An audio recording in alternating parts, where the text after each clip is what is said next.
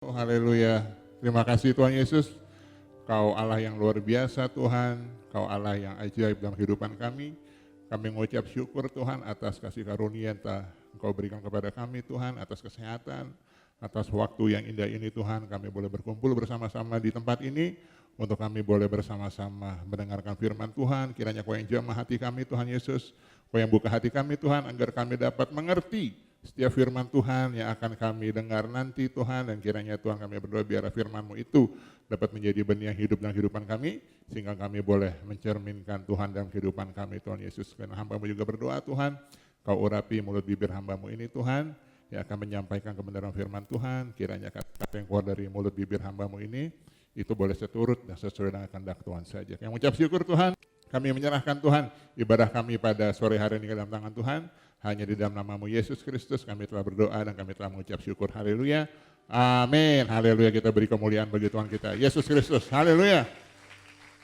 Shalom saudara-saudara.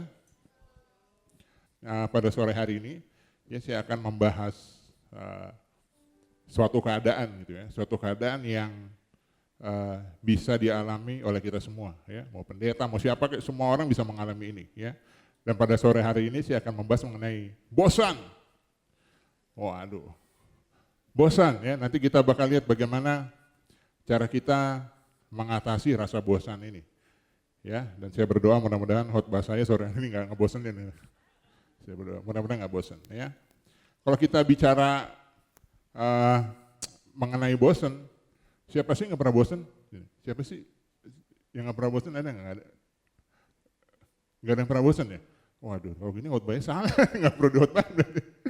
Ya, bosan ya, bosan, oke. Ya jadi bosan ini kan merupakan suatu keadaan gitu ya, kalau kita udah terlalu sering melakukan suatu hal gitu ya, dan itu kita lakukan terus menerus, lama-lama kita udah capek gitu ya. Kalau bahasa saya bisa bilang nih, kita ini udah enak lah, ya udah capek melakukan hal itu semua, bosan. Ya tapi kalau saya bisa bilang di sini bosan itu belum tentu jahat ya. Ini keadaan yang lumrah gitu, semua orang bisa mengalami ini ya. Jadi setiap orang tuh pasti akan sampai pada titik jenuhnya masing-masing ya. Jadi keadaan udah capek gitu. Nah sekarang kita lihat menurut Kamus Besar Bahasa Indonesia ya, kata bosan itu berarti kita udah nggak suka lagi karena terlalu sering ya, tadi udah bilang ya, atau terlalu banyak ya, udah jemu, kita udah jemu ya.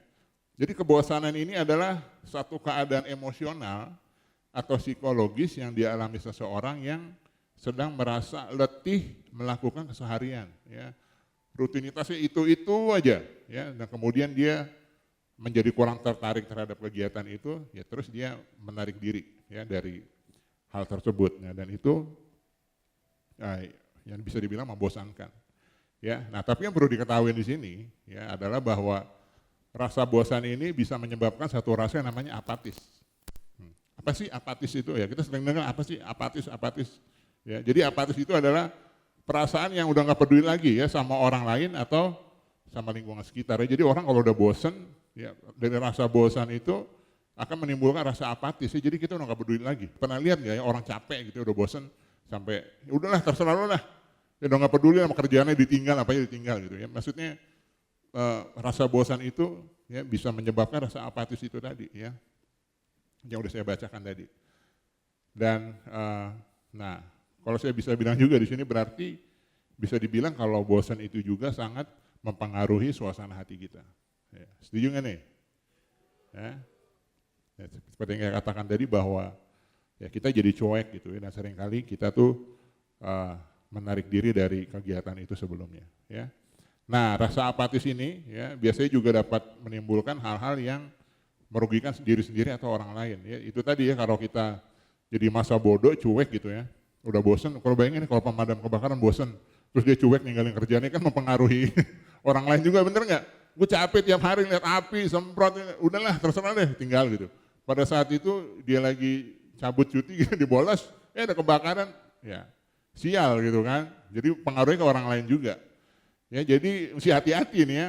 Makanya nanti di sini kita lihat ya bagaimana kita untuk mengatasi rasa bosan ini. Jadi kalau bosan gimana nih? Nah tadi pertanyaannya, jadi kalau bosan kita gimana nih?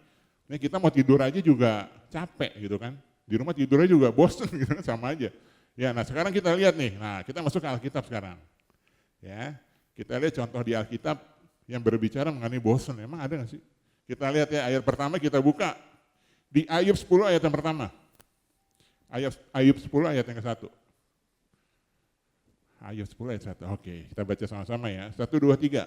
Aku telah bosan hidup, aku hendak melampiaskan keluhanku, aku hendak berbicara dalam kepahitan jiwaku. Ini Ayub yang ngomong BTW ya. Ini Ayub nih dahsyat, bayangin aja hidupnya udah hartanya hilang, ya. Anaknya mati, betul nggak? Hartanya hilang, terus dia sakit, istrinya tinggalin dia lagi. Nah, ini kalau di sinetron nih udah bunuh diri punya nih, pasti bunuh diri scene-nya nih, ya dia udah di pinggir kamar, di gedung, dia tinggal lompat, bosen ya. Nah tapi, kata bosan di sini, nah saya mau coba begini, kata bosan di sini ya, karena Ayub itu perjanjian lama ya, jadi ditulis dalam bahasa Ibrani. Ya, kata bosan di sini bahasa Ibraninya yaitu nakat, ya. Mirip kayak kata nekat ya, tapi sini nakat, N-A-K-A-T, nakat yang artinya lelah jiwa, ya. Dia udah kelelahan jiwa, bener nggak? Ya, jiwa dia udah masuk ke dalam kelelahan, ya. Jadi kata nakat di sini ya, kata bosan di sini, ya di dalam bahasa Ibrani itu nakat, lelah jiwa. Ya lalu kita lihat satu contoh lagi ya, tadi kita udah ke Ayub, kita udah lihat, ya bosan hidup. Nah sekarang kita buka Ayub 33 ayat 20. Di kitab yang sama, ayat yang berbeda. Ayub 33 ayat 20. Nah, kita baca ya. 1, 2, 3. Perutnya bosan makanan, hilang nafsunya untuk makanan yang lezat-lezat. Waduh, rupanya sama makanan yang enak kita juga bisa bosan. Jadi bisa bosan ya. Jadi kata bosan di sini ya, bahasa Ibraninya itu zaham ya. Jadi orang-orang Ibrani untuk mengekspresikan untuk bosan dengan hal-hal yang biasa, ya mereka pakai kata ini zaham, ya seperti yang tertulis di Ayub 33. Ya, bosan terhadap makanan, ya biasanya kita suka tiap hari makan apa ya? Kalau bosan makan nasi goreng ya besok cari yang lain lah, gitu kan? Ya, maksudnya untuk hal-hal yang biasa, ya. Nah, lalu berikutnya kita lihat lagi di Amsal, ya. Amsal 3 ayat 11. Kita baca ya. 1, 2, 3. Hai anakku, janganlah engkau menolak didikan Tuhan, dan janganlah engkau bosan akan peringatannya. Haleluya.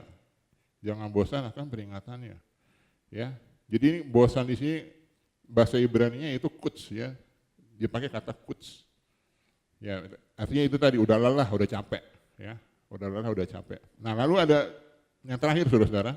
Ya, ada kita baca lagi, ya ada juga kebosanan yang lain di dalam Alkitab. Itu di Amsal 25 ayat 17. Kita lihat. Amsal 25 ayat 17. Oke, kita baca ya. 1, 2, 3.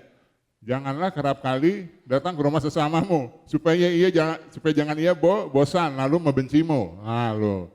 Ya. Jadi rupanya Amsal kasih pejangan ke kita, jangan sering-sering main ke rumah orang. Orang bisa bete loh. Jadi kalau sekali-sekali namu, silakan. Oh, kan asik kan, manis. Kok tiap hari datang lagi, kok nih orang datang mulu ya.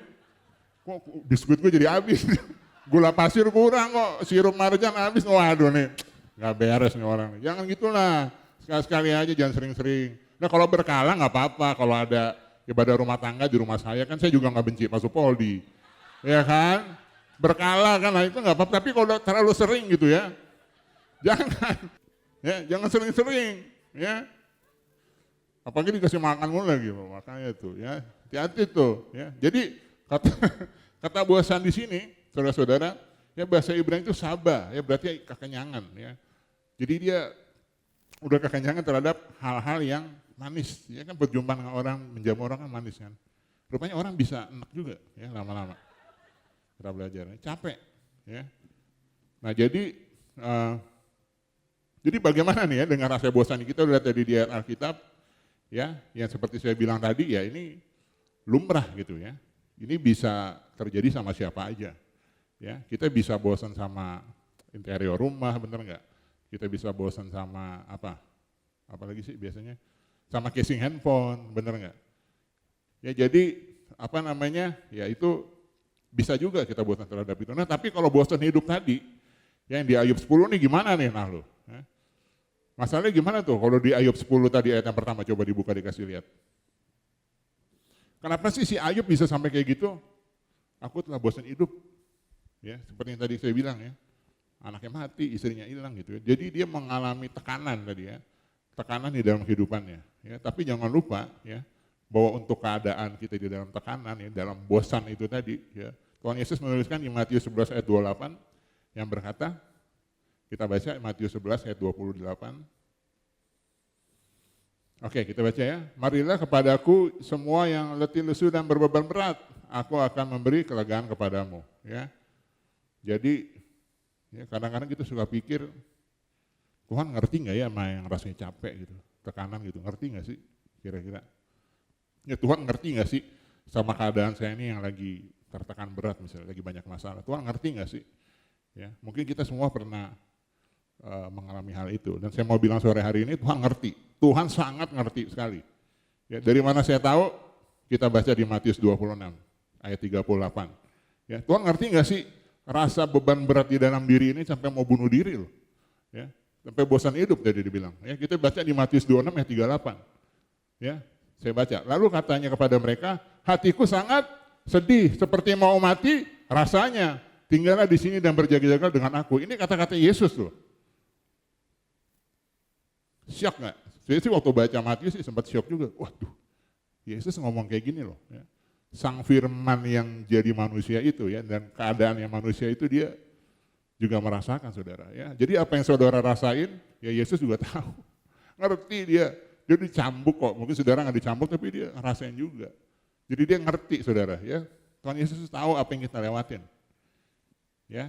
Nah tapi hebatnya dia saudara-saudara ya, kita baca di ayat selanjutnya ayat ke-39.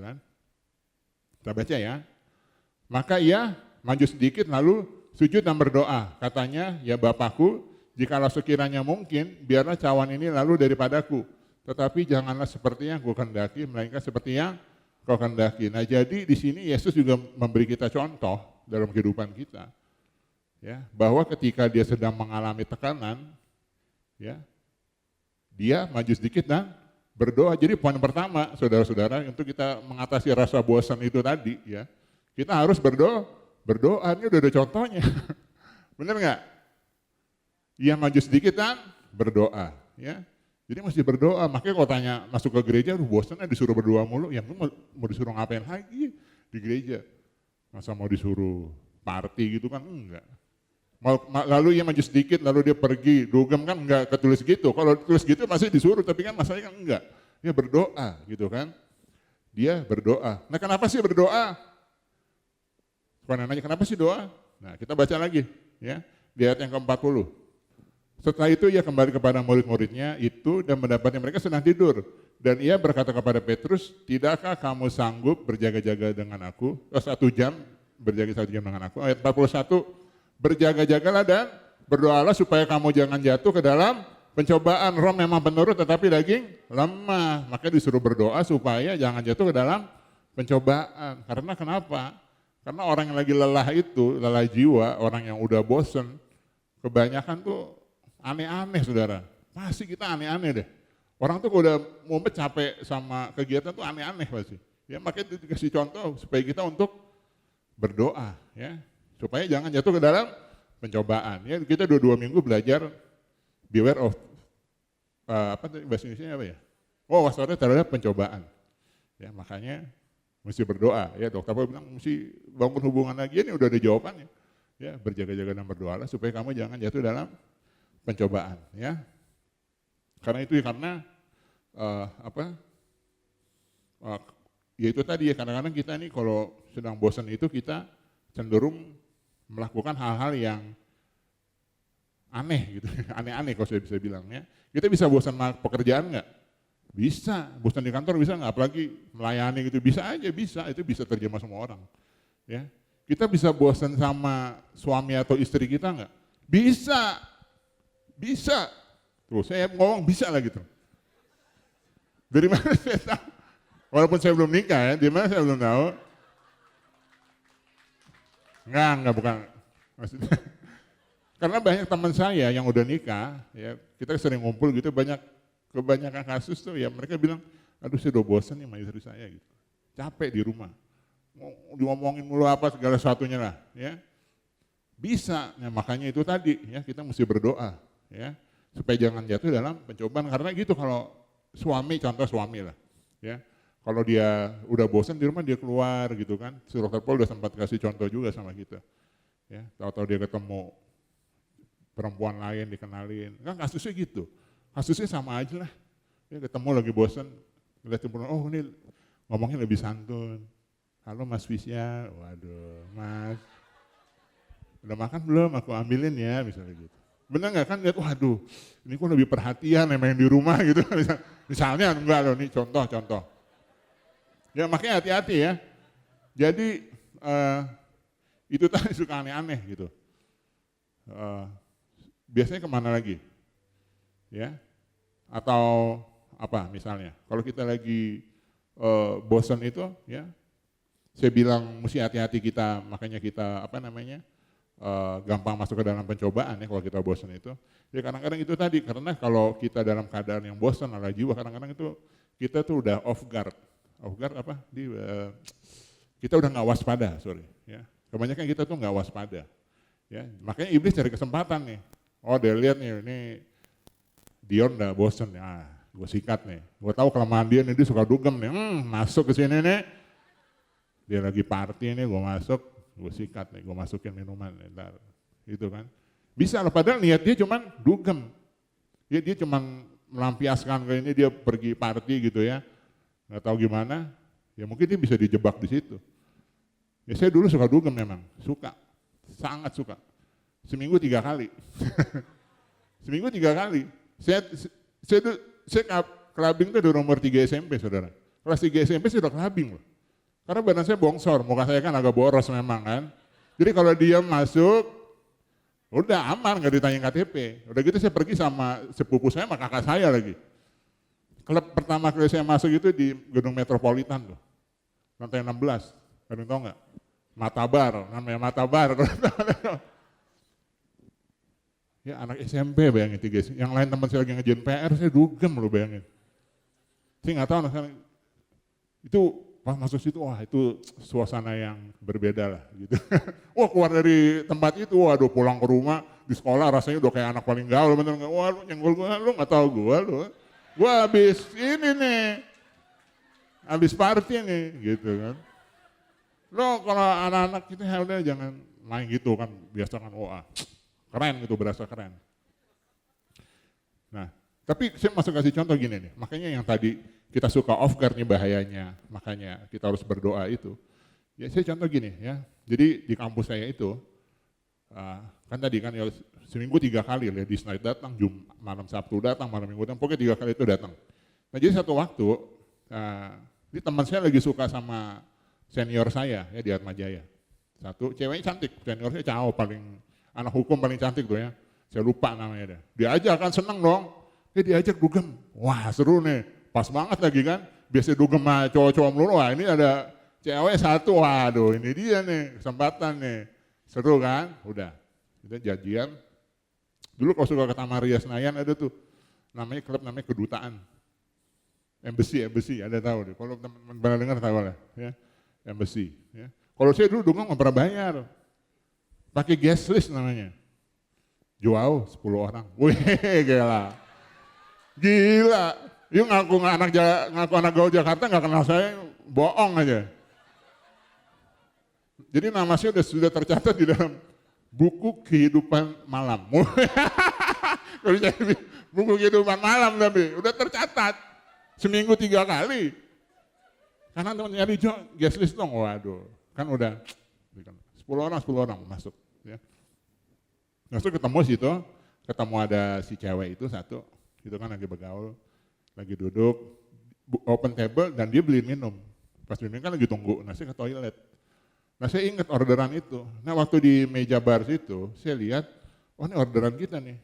Nah pas sebelum diantar ke itu, di pitcher itu dimasukin tuh, 1 pil, cemplung.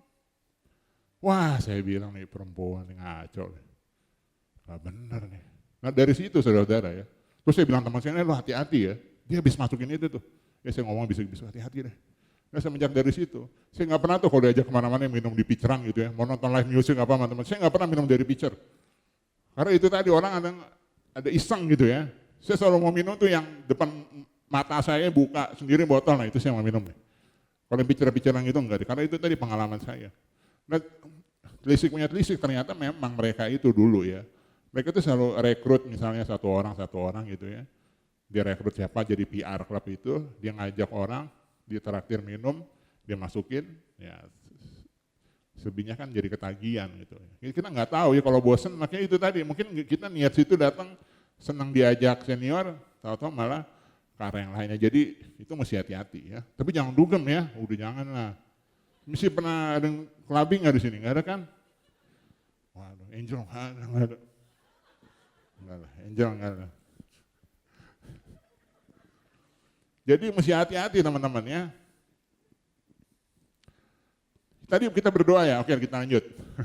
Kita buka di Kolose 3:17. Nah, lalu bagaimana nih kita mengatasi rasa ini lagi? Ya tadi kita udah lihat ya contoh dari Tuhan kita Yesus Kristus, dia kasih contoh kita untuk berdoa. Kolose 3:17 kita baca. Dan segala sesuatu yang kamu lakukan dengan perkataan atau perbuatan, lakukanlah semuanya itu dengan nama Tuhan Yesus sambil mengucap syukur oleh Dia kepada Allah Bapa kita. Nah, mari saudara-saudara pada sore hari ini kita sama-sama belajar bahwa ya dalam keadaan apapun ya kita lakukan atau kita katakan ya kita lakukan itu dengan pengucapan syukur. Nah makanya ketika kita bosan tadi ya udah lelah atau apapun itu namanya lah ya kita udah lelah jiwa ya kita udah rasa udah mentok gitu ya. Nah kita belajar untuk mensyukuri apa yang kita punya. Ya bosan sama istri ya syukurin aja istrinya lah. Banyak orang nggak bisa nikah, lo udah punya istri lo nggak mau istri lagi. Ada suami di rumah syukuri istrinya lah ya. Bosan sama pekerjaan, capek gitu, ya bersyukur gitu ya. Banyak orang nggak bisa punya kerja, ya ada kerjaan. Benar nggak? Bosan apa? Bosan sama keluarga. Ya banyak orang yang mati-matian mau ketemu sama ibunya lagi. Ibu saya udah nggak ada. Gitu ya. Makanya teman-teman kalau masih ada keluarga sih ya spend time lah, jangan bosan sama keluarga, jangan. Terus suatu saat kalian kangen loh. Ya, jadi kalau pagi sama keluarga ya ada waktu, ambil waktu. Samperin duduk denger gitu ya. Karena ada saatnya, waktunya kalian bakalan kangen loh. Ya, makanya itu tadi kita mesti belajar mengucap syukur ya. Dengan apa yang kita punya. Oke, dan saya yakin dan percaya bahwa hari-hari biasa kita itu yang kita pikir bosen ya ketika kita lakukan itu dengan rasa ucapan syukur, wah rasanya pasti berbeda tuh ya. Perspektif kita tadi berbeda ya karena itu tadi ya, karena banyak orang ya yang mati-matian berdoa, mereka mau posisinya kayak kita sekarang ya. Makanya saya bilang lagi sekali lagi ya, diingatkan lagi tadi kita baca di Kolose bahwa ya kita harus mensyukuri ya yang sudah Tuhan berikan kepada kita ya, apa yang ada pada kita pada saat ini ya. Dan sudah pasti kita harus mengucap syukur sama Tuhan kita Yesus Kristus ya, atas kasihnya kita bisa di sini beribadah. Oh itu perlu disyukuri. Bosan hidup yang mengucap syukur lah. Banyak orang di rumah sakit tuh.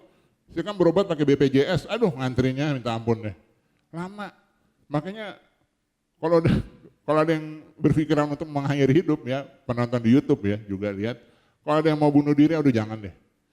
Ya, karena banyak orang yang bermimpi mau sehat, Bapak Ibu Saudara.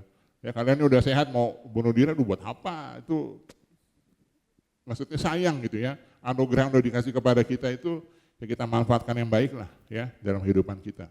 Kita pakai kehidupan kita yang luar biasa untuk membawa kemuliaan bagi nama Tuhan. Oke, jadi mengucap syukur. Ya, kita lanjut lagi di Ibrani 12 ayat 28 kita baca. Ibrani 12 ayat 28. Udah? Oke, kita baca ya, 1, 2, 3. Jadi karena kita menerima kerajaan yang tak tergoncangkan, marilah kita mengucap syukur dan beribadah kepada Allah menurut cara yang berkenan kepadanya dengan hormat dan takut. Ya, jadi itu tadi mengucap syukur, terus lalu beribadah kepada Allah. Tapi kalau bosan ibadah gimana nih? Waduh. Jadi benar nggak? Kalau kita aplikasiin kan, ya marilah kita mengucap syukur dan beribadah. Terus kalau bosan ibadah gimana? Aduh, khotbahnya lama, ibadah 2 lama bosan. Misalnya gitu kan. Hari Minggu ibadah 4 kali, aduh, ibadah rumah tangga capek gitu, bosen misalnya. Ya, Bisa nggak orang bosan dalam pelayanan? Bisa. Bisa nggak orang bosan, pendeta bosan? Bisa nggak? Coba teman-teman bayangin ya kalau Pak Supisi sampai bosan melayani kita, waduh, berabe nih. Ya, maka dari itu bisa teman-teman ya. Bisa aja kita bisa dalam posisi itu. Ya itu bisa terjadi dalam kehidupan kita. Ya, makanya kalau kita bosan berdoa tadi ya, kita bosan pelayanan gitu kan, atau kita bosan ke gereja dan segala sesuatunya. Nah kita mesti lihat nih, kita belajar dari satu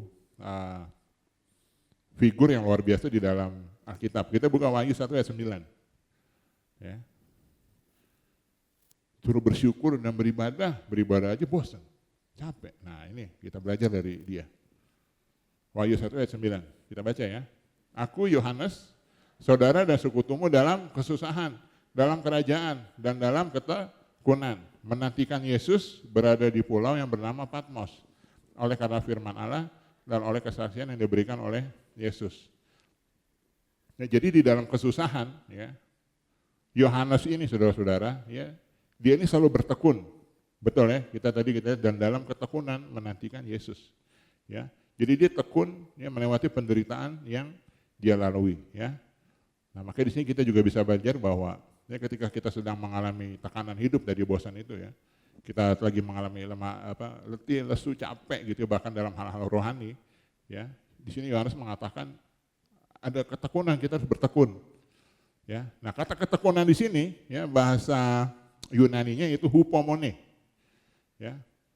Katanya kata ini berkaitan dengan sikap bertahan, ya, hupomone dalam ketekunan, ya. Itu katanya hupomone, ya. Artinya sikap bertahan, ya. Dan kata ini hampir selalu berkaitan dengan pencobaan, derita, aniaya dan segala sesuatunya, ya. Jadi segala sesuatu yang perlu ditahan, ya biasanya di dalam bahasa Yunani itu mereka memberikan pakai kata hupomone namanya, ya. Yang artinya itu tadi bertahan, ya. Ketika menghadapi pencobaan, derita tadi, ya. Kalau kita baca Ayub tadi ya, makanya Yohanes itu selalu bertekun, ya. Bayangin loh, dia digoreng nggak mati loh. Hebat ini orangnya, kuat nih, orangnya kuat. Digoreng nggak mati kuat kan, berarti kan menantikan Yesus, maka orang menantikan Yesus itu masih diberi kekuatan, benar nggak, dia kuat loh nih. Waduh, luar biasa nih ya, sosok Yohanes ini luar biasa.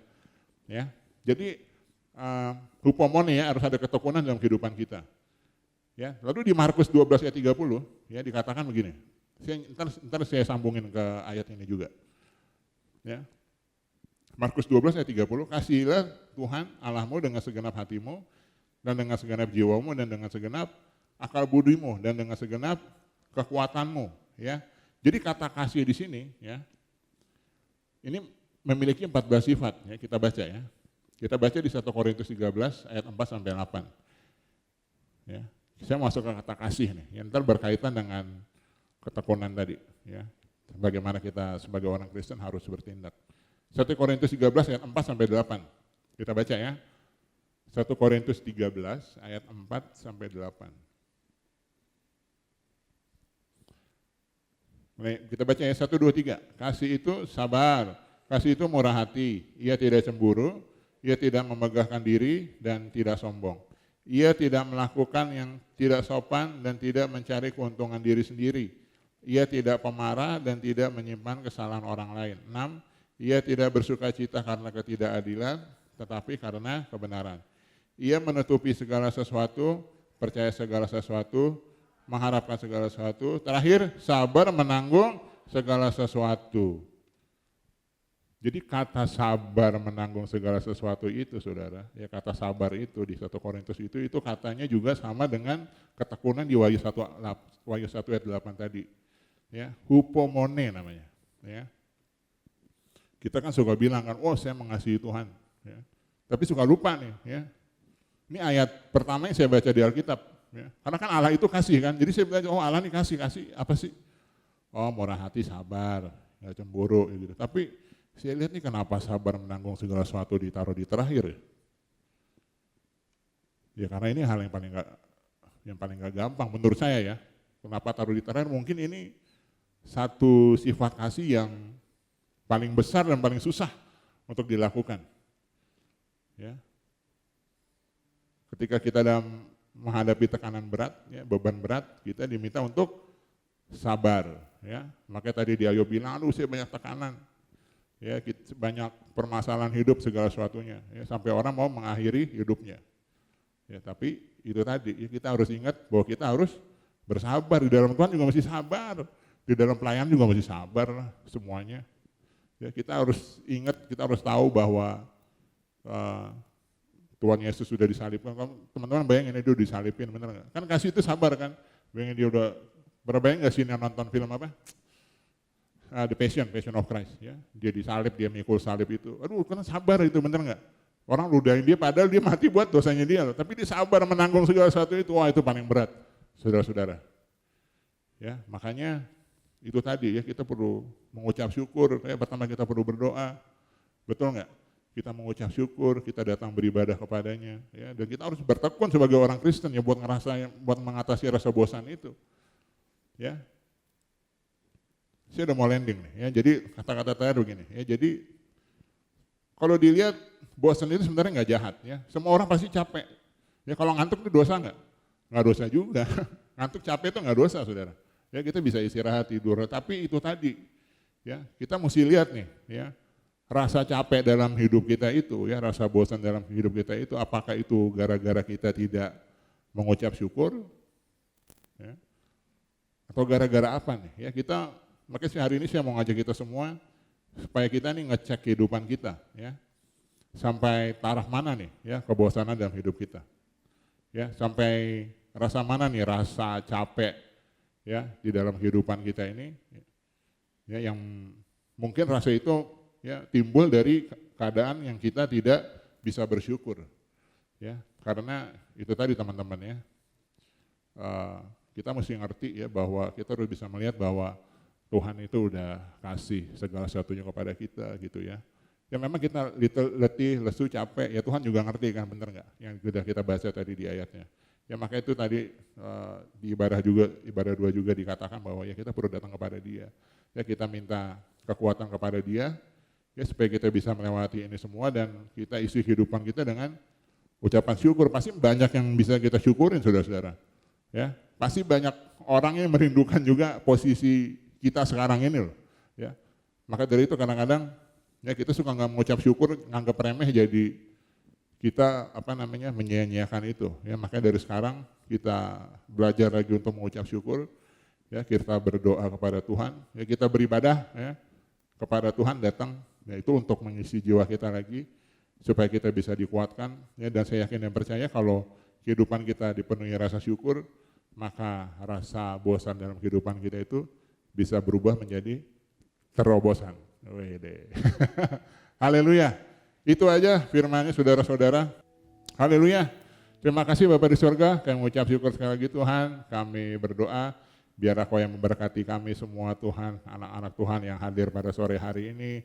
Tuhan Yesus, biarkan Kau memberkati kami dengan melimpah Tuhan, Kau berikan kami kekuatan, kesehatan daripada Tuhan, agar kami dapat menjadi anak-anak Tuhan yang luar biasa, kami dapat menjadi garam dan terang dimanapun kami berada Tuhan, sehingga kami dapat menjadi dampak terhadap orang-orang yang bosan Tuhan, kami dapat menjadi dampak terhadap jiwa-jiwa yang belum mengenal Engkau, sehingga melalui kehidupan kami, Engkau dapat pakai kami Tuhan, untuk membawa kemuliaan bagi nama-Mu saja Tuhan Yesus. Namamu berdoa Tuhan, biarlah Tuhan kasih karunia daripada Bapa, cinta kasih daripada Yesus Kristus, dan persekutuan dengan Roh Kudus, selalu menyertai kami semua yang ada di sini Tuhan Yesus, sampai Maranatha. Sampai Engkau datang kali kedua di bumi ini Tuhan. Dan kami berdoa Tuhan, biar pada akhirnya nanti Tuhan Kau dapat temukan kami tetap setia melakukan firman-Mu Tuhan Yesus. Kami mengucap syukur Tuhan, kami menyerahkan Tuhan seluruh kehidupan kami ke dalam Tuhan, hanya di dalam nama-Mu Yesus Kristus kami telah berdoa dan kami telah mengucap syukur. Haleluya, amin, haleluya, kita beri kemuliaan bagi nama Tuhan.